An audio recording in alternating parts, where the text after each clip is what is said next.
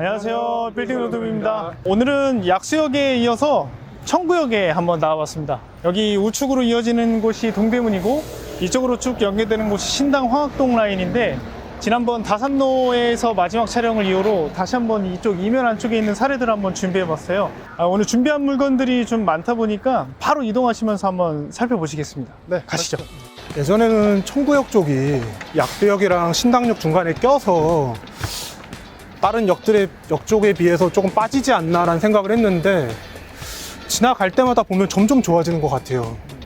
그리고 방금 여기 옆에도 지나오면서 보니까 신당 8구역인가요? 네네네. 지금 뭐 재개발하려고 다 비워놓은 것 같고, 저것도 개발되면 또 역 주변이 또 활성화가 되겠는데요.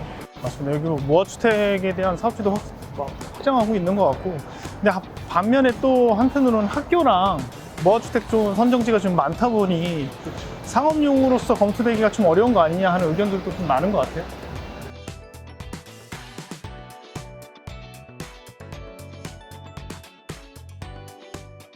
네, 이 건물 같은 경우가 25년 올해 2월에 19억 9천에 매각이 됐습니다.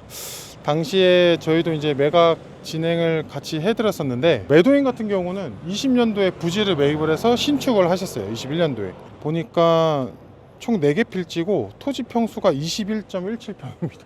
근데 딱 보면 그렇게 보이시진 않으시죠? 전면이 길어가지고 네. 건물은 상당히 커 보입니다. 그렇죠. 네. 커 보이는 그런 장점이 있었고, 주차 근생시설 기준으로 134제곱미터당 한 대잖아요. 본 건물의 연면적은 126제곱미터입니다. 그래서 주차 한 대가 딱 안 되는, 주차 대수가 필요 없는 면적으로 딱 신축을 해서 주차가 없고 1층 전면부 전체를 살리는 방법으로 신축을 하신 겁니다. 아무래도 상권 특성상 1층에서 임대료를 많이 받아야 되기 때문에 그 방향으로 좀 신축을 한 게 아닌가 싶은데, 사실은 뭐 용적률도 188%까지 해서 다 지으셨고, 매각한 거를 저희가 이제 토지 평당가를 분석을 해보니까 건물가 빼면 약 한 8천대라서 조금 높다라고 생각하실 수도 있는데, 전체 매가가 19억 9천, 20억 미만이잖아요. 그래서 매수 법인도 17억 8천 대출 받아서 현금 2억 1천, 야, 취득세 포함해도 약 한 3억 이내로 이런 신축급 건물을 매입하신 것 같습니다. 그리고 완전 투자 목적이네요. 그렇죠. 네. 근데 또 임차 구성을 봐도 1층에 카페, 부동산, 위에 이렇게 사무실이 있어가지고 연수익률도 3.5% 이상 이렇게 나오고 있어서 좀 법인에서 대출 활용해서 잘 매입한 사례가 아닌가 싶습니다. 어쨌든 여기도 청구 역세권이고 아파트 정문인 것 같아요. 네. 바로 출입구 앞에 있고, 지금 계속 주민분들 왔다 갔다 거리시는데, 이 1층 임차 맞추는 건 너무 쉬울 것 같아요. 지금 그렇죠. 딱 부동산이 있는데 네. 부동산들이 너무 선호할 만한 자리일 것 같아요. 그래서 법인에서 대출 활용해서 소액대 꼬마 빌딩 잘 매입한 사례로 보시면 되고, 원래 이어서 설명을 드리려고 했던 게 그 바로 뒤에 있는 주택 부분입니다. 첫 번째 사례 건물 바로 뒤에 그 다가구 주택의 형태의 저 건물도 비슷한 시기에 매각이 됐었거든요. 올해 3월에 매매가로 치면 6억이고 평당가 5천 정도에 매각이 됐습니다.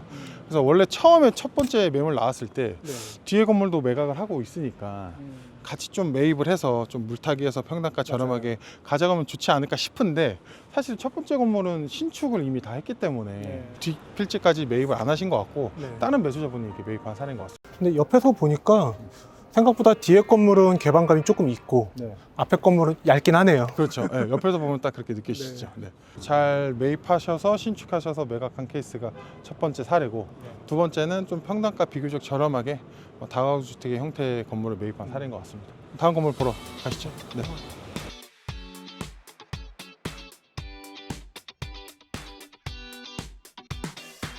네, 제가 설명드릴 건물은 뒤편에 있는 이 흰색 코너 건물이고요.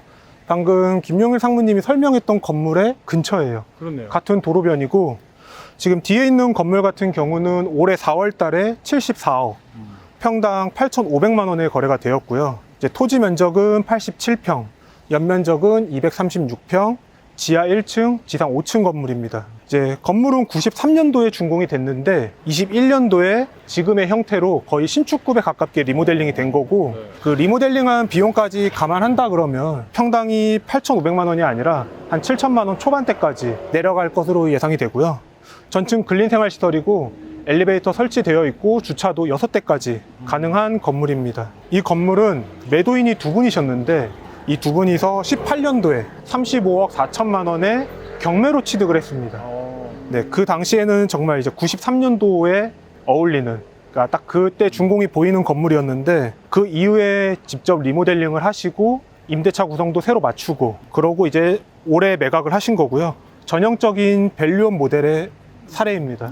밸류업을 약간 누가 봐도 통사옥, 통임대로 사무실을 써야 되는 그런 형태로 리모델링을 했는데 1층을 전혀 안 살리고, 그렇죠? 그래서 외관에서 보면 좀 답답하실 수 있는데 내부 인테리어는 또 잘 해놓으셔가지고 또 깔끔하게 되어 있고, 매수자분은 보니까 법인이세요.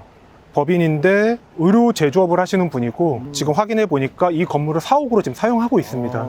그리고 아무래도 이 지역이 동대문과 인접해 있어서 의료 관련 업종들의 수요가 많은데, 아무래도 이분도 의료다 보니까 이쪽 지역을 선택하신 것 같고요. 역세권 코너에 건물 상태 좋고, 그 다음에 기존에 임차인분들도 좀 있었어서 그분들이 내는 임대료도 준수했고, 나머지 사용할 수 있는 면적만 쓴다라고 하면 100평 정도 가능했는데, 일부 사옥을 쓰실 분들에게 적합한 건물로 보여지고 잘 매입하신 것 같습니다. 하이브리드네요. 네. 사옥도 좀 검토할 수 있고 수익형도 볼 수 있고. 그쵸.